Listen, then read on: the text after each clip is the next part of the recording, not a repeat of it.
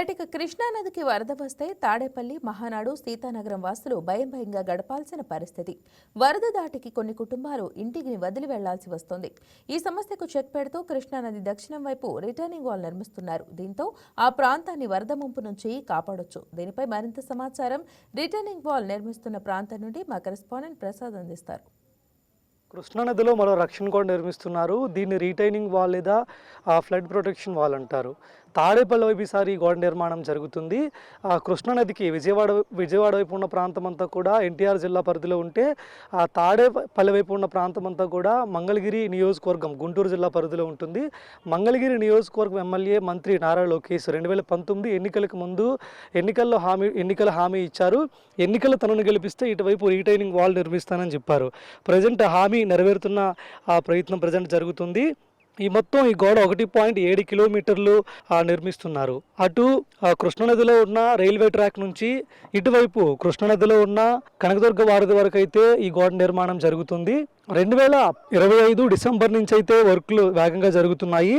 దీనికి సంబంధించి 2025 ఫిబ్రవరిలో సాయిల్ టెస్ట్ చేసి సెప్టెంబర్లో టెండర్లు పిలిచి ప్రజెంట్ వర్క్లు వేగంగా జరుగుతున్నాయి. అయితే దీని నిర్మాణం కానీ పూర్తయితే నది ఒడ్డున ఉన్న సీతానగరం, మహానాడు ప్రాంతాలు వరద ప్రభావిత ప్రాంతాల నుంచి పూర్తిగా బయటపడే అవకాశం ఉంటుంది.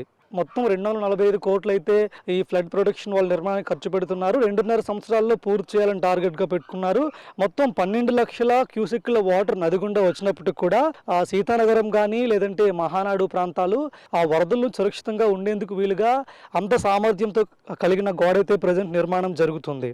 అయితే అటువైపు కృష్ణానదికి అటువైపు విజయవాడ వైపు కూడా 4.7 కిలోమీటర్ల ఫ్లడ్ ప్రొటెక్షన్ వాళ్ళైతే నిర్మించారు. సో దానివల్ల పెద్ద వరదలు వచ్చినప్పుడు కూడా విజయవాడ కృష్ణలంక కానీ ఆ పరిసర ప్రాంతాలన్నీ కూడా ఆ వరదల నుంచి చాలా సురక్షితంగా బయటపడుతున్నాయి. అయితే 2006 ఉమ్మడి ఆంధ్రప్రదేశ్ ఉన్నప్పుడు వైఎస్ రాజశేఖర రెడ్డి ముఖ్యమంత్రిగా ఉన్నారు. ఆయన హయాంలోనే ఈ రక్షణ కూడా నిర్మించాలని అప్పుడు అధికారులు ప్రయత్నాలు చేశారు, కానీ అది కార్యరూపం దాల్చలేదు. ఆ తర్వాత 2013లో కిరణ్ కుమార్ రెడ్డి ఏపీ ముఖ్యమంత్రిగా ఉన్నారు. ఆయన హయాంలో విజయవాడ వైపు కృష్ణానదిలో రక్షణ గోడ నిర్మించాలని ప్రయత్నించారు, కానీ అప్పుడు కూడా పూర్తి కాలేదు. ఆ తర్వాత 2014 ఆంధ్రప్రదేశ్ రాష్ట్రం విడిపోయిన తర్వాత అప్పటి టీడీపీ ప్రభుత్వం అయితే రక్షణ గోడను మొత్తం 3 ఫేజులు నిర్మించాలని టార్గెట్ గా పెట్టుకున్నారు. అందులో 2014-19 మధ్య కాలంలోనే 2.5 కిలోమీటర్ల మేర మొదటి ఫేజ్లో ఆ ప్రొటెక్షన్ వాళ్ళైతే నిర్మించారు. తర్వాత వచ్చిన వైఎస్ఆర్ కాంగ్రెస్ గవర్నమెంట్ అయితే రిమైనింగ్ 2 ఫేజుల్లో కూడా పూర్తి చేసింది. సో ఇప్పుడు కృష్ణానదికి అటువైపు ఫ్లడ్ ప్రొటెక్షన్ వాల్ ఉంది. భారీ వరద వచ్చినప్పుడు కూడా ఎలాంటి ప్రమాదం జరగటం లేదు.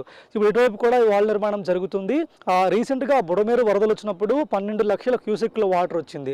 ఆ ఫ్లడ్ ప్రొటెక్షన్ వాల్ ఉండడం వల్ల అటువైపు ప్రాంతాలకు ఎలాంటి ప్రమాదం జరగలేదు.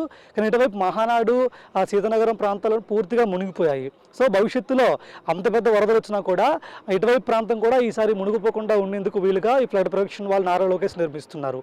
ఇది ఇక్కడ పరిస్థితి. వీడియో జర్నలిస్ట్ పవన్తో Prasad Akula, YK news, Vijayawada. Please subscribe to YK TV network. Please subscribe to YK TV. Please watch YK News. Don't forget to subscribe YK News channel.